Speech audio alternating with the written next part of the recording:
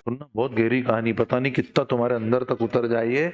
मेंढक को बिच्छू ने बोला कि मेरे को नदी पार करा दे। तो मेंढक ने बोला, है पागल है तू, तेरे को नदी पार कराऊंगा मैं? साले तू बिच्छू है, मेरे ऊपर बैठेगा और फिर उसके बाद में मेरे को डंग मार देगा। कैसी बात करता है यार, तू समझता नहीं।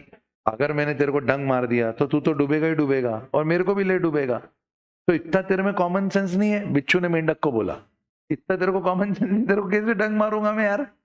चल यार भाई, नदी पार करा दे, उधर बहुत अच्छा माल है नदी के उस तरफ, तो वहां पहुंचा दे, वहां डंग टंग टंग टंग टंग टंग डंग मारूंगा, तेरे को थोड़ी मारूंगा, तू तो मेरी सवारी है ना। इतना कॉमन सेंस नहीं तेरे में? अब मेंढक ने बिच्छू को बिठा लिया, लॉजिकली बिल्कुल जस्टिफाइड था कि डंग मारेगा तो मैं डूबूंगा तो ये भी तो डूबेगा।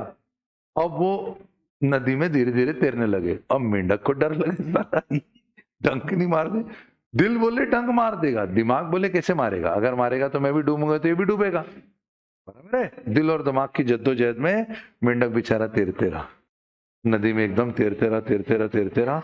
जब जैसे ही बीच नदी में आ गए, जब पूरी गहराई थी, तो बिच्छू ने उसको डंक मार दिया।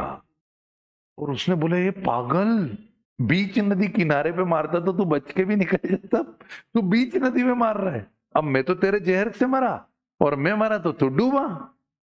बिच्छू भी समझ में आया, पर बोले, यार भाई मैं क्या करूं यार, मैं अपनी आदत से मजबूर हूं यार। अब तुमको इस बात पे हंसी आई, जबकि दुर्योधन को श्री कृष्ण जी जब समझा रहे थे, तो दुर्योधन, दुशासन, इन सब लोगों को बिठा के एक क्लास ली श्री कृष्ण जी ने, और उन्होंने बोला, तुम क्या करते हो, पांडवों ने तुमसे मांगा क्या था यार? 5 गांव मांगे थे, 5 पांडवों ने 5 गांव दे देते, तुमने युद्ध कर दिया। तो दुर्योधन ने श्री कृष्ण जी को क्या बोला कि श्री कृष्ण जी, मेरे को सब समझ में आ रहा था जो मैं कर रहा हूं मैं गलत हूं, मैंने बोला था कि यार साड़ी मत खींचो द्रौपदी की, अपन बहुत प्रलय में पहुंच जाएंगे, बहुत गलत है। यत्र नारी पूजयन्ते रमन्ते तत्र देवता, जहां नारी की पूजा होती देवता का वास वही है। जिस घर के अंदर महिला का शोषण होता है, उस पर ताने मारे जाते हैं, उसको खरी खोटी सुनाई जाती, विश्वास कर लो तुम, उस घर की धुरी को ही तुमने डिस्टर्ब करके रखा हुआ है, वहां सुख शांति हो ही नहीं सकती।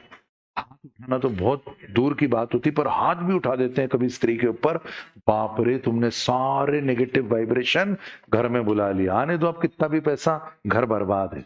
ईश्वर न करे तुमको कोई ऐसा एग्जाम्पल देखने को कभी मिले, पर ये सत्य है। तो दुर्योधन बोला कि प्रभु, मेरे को समझ में आ रहा है कि मैं गलती कर रहा हूं, पर मैं क्या करूं, मैं अपनी आदत से मजबूर हूं।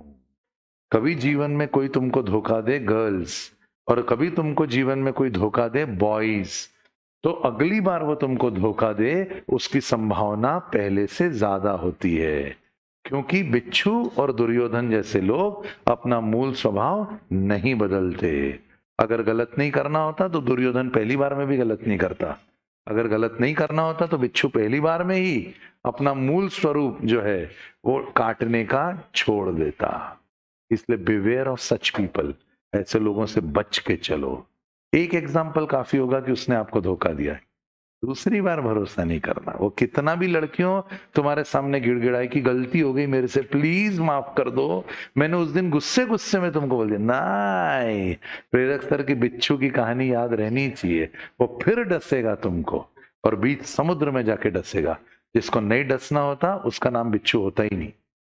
ऐसे अपने आजू बाजू के लोगों को पहचानो, बिवेयर रहो, दूर हट जाओ। वाइब्रेशन नेगेटिव मिले, दूर हट जाओ। तुमको समझ में आ गया वो कौन?